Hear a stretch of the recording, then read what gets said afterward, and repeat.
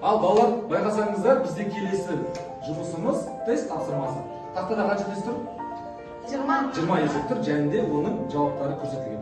Сіздер белгіленген парақтарды қарап, осыған өз жауаптарыңызды беріңіздер. Жоғарыда міндетті түрде аттарыңды жазыңдар, жақсы ма?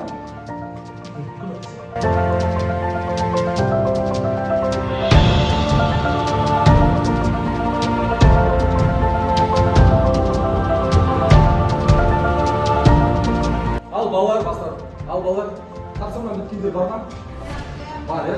Онда сол біткен оқушылардың тапсырмасын біз қазір тексеретін боламыз. Еркебұланның жұмысын тексеретін болсақ. Ұстасын Еркебұлан 16, ұпай 20-ның дейді. Яғни қанша пайыз деп тұр? 4-еуі ғана қате деп тұр. Айым 12 есебі дұрыс. Есебі дұрыс емес.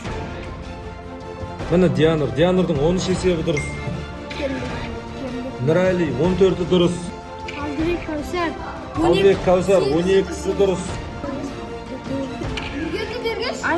Санжар 14 ұпайы дұрыс Санжардың.